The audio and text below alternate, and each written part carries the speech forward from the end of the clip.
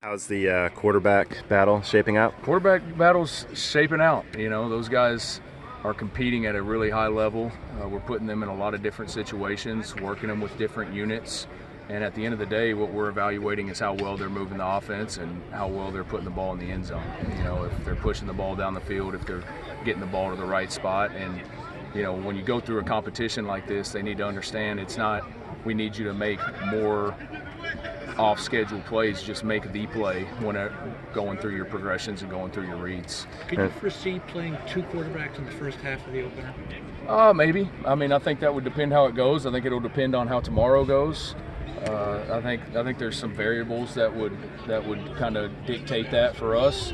But I wouldn't. We have three guys that have all played college football, and they've all played college football at a high level. So I think there could definitely be some different combinations throughout the season. Even three quarterbacks in the first half? Hey, maybe at the same play. Maybe on the same play. Then what's the defense going to do? CJ's been very productive in camp, and obviously throwing against the twos and the threes is a different animal than the starters. But do you get to the point where you say, hey, let's give them a look a little bit more against the ones and twos and see what we have here? Yeah, we're going to try to maybe be a little bit more balanced in the reps tomorrow, just because it's going to be our last true long scrimmage.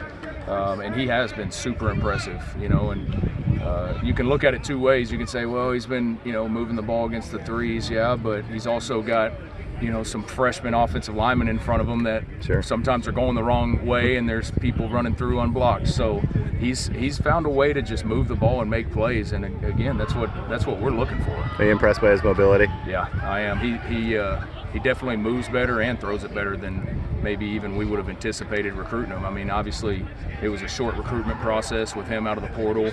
We got to watch some of his games at Ohio, but until you actually get on the field with him and see him move and throw in person, you really don't know. How has the quarterback competition played out compared to maybe what you expected going in? Yeah, I knew it was going to be competitive because all three of those guys are really good people, really good players. Just like we tell those guys all the time, we're waiting on one of you guys to come take it. So we don't want to be forced into a decision. Obviously, we're going to have to make a decision. But, I'd love for one of those guys to come out here and just blow it up tomorrow. What's the latest you think you can make that decision? I think game week.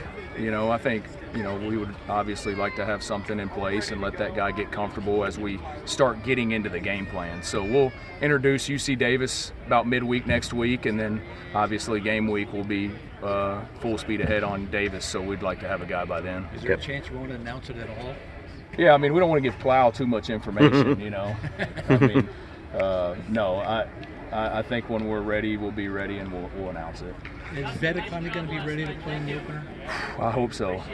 He's working extremely hard with our team physicians and trainers, so we're just taking it day by day right now. I know he's a lot better than he was 2 weeks ago. Can McDonald play center if need be? Yeah, so right now what I'm trying to do is train multiple guys at center. What I do not ever want to have be the case is we're in the middle of a game and we don't have somebody that's got a lot of built-in reps at that spot. So, last year was a great example of that.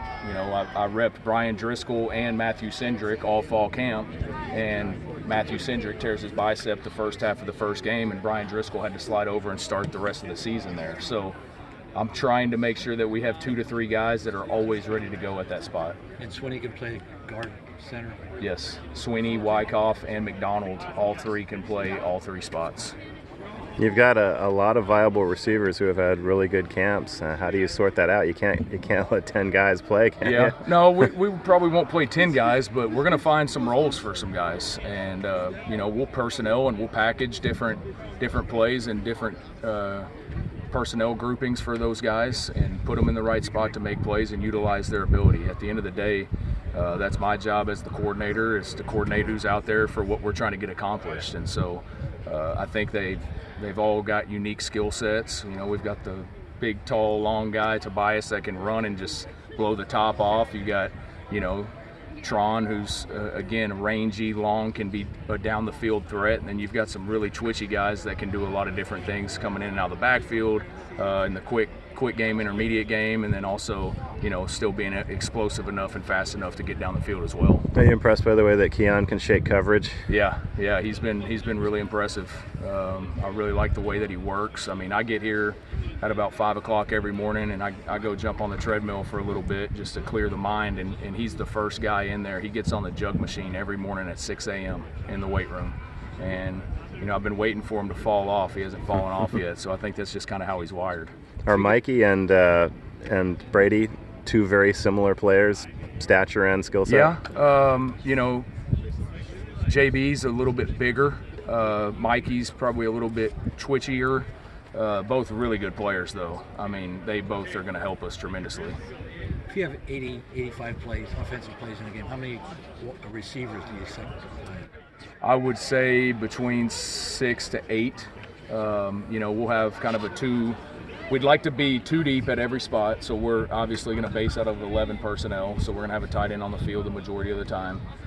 So that leaves us 3 receivers, and we want to at least have 2 guys at each spot that we feel like can roll in there. So that's 6, and then we'll also have some different things that we'll do with maybe 7 and 8.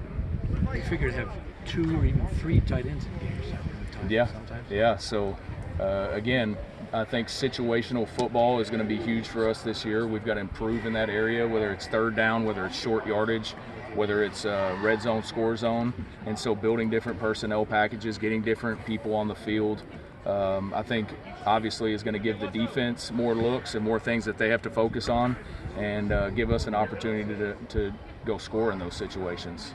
A lot of times those heavy tight end sets eliminate an offensive threat, but you've got situations where you can put a couple of guys out there that are just as likely to catch a ball as the receivers.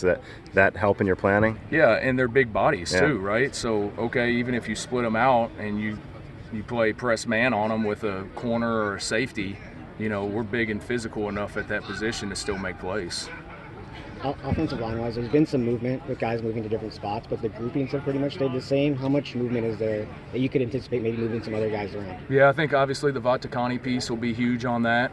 The 5 guys that have been going this week are have been the 5 most consistent.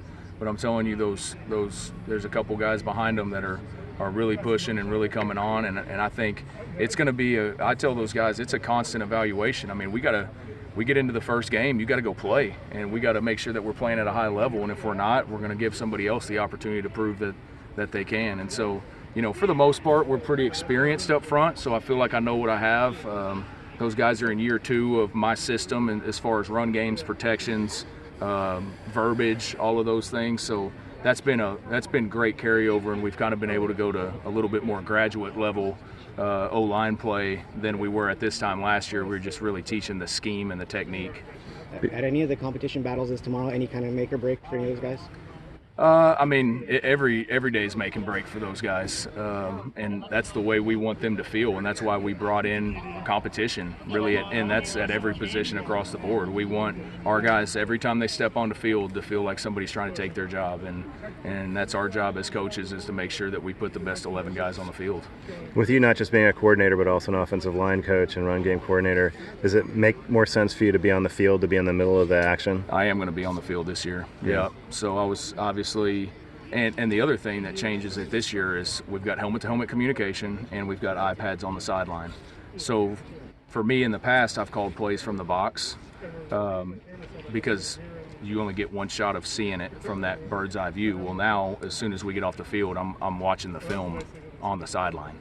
Game changer, yeah. Being able to make those adjustments, and then, as the O-line coach, I have to be able to coach those guys on game day. I can't be in the box. Yeah. Are you saying anything to the quarterback as he approaches the line of scrimmage? There's certain plays that I will communicate a little bit more. There's also certain plays where I just want to give him the formation, the play call, the protection, and let him go. And I think you can give those guys too much information. Now, if I see a pressure coming and I want them to change the protection, man, all I got to do is push a button and we're sliding the protection the other way. So that's been pretty cool. But you definitely don't want to have paralysis by analysis. So I think there's a fine line by how much we put on their plates. when there's so much going on the field, and at the end of the day, you still want them to be football players, not robots. Is it shut down as the shot, or is it the game clock? 15 seconds. 15 seconds. Yep, at 15 seconds, all communication will be cut off. All right, guys. Thanks, Coach. All right.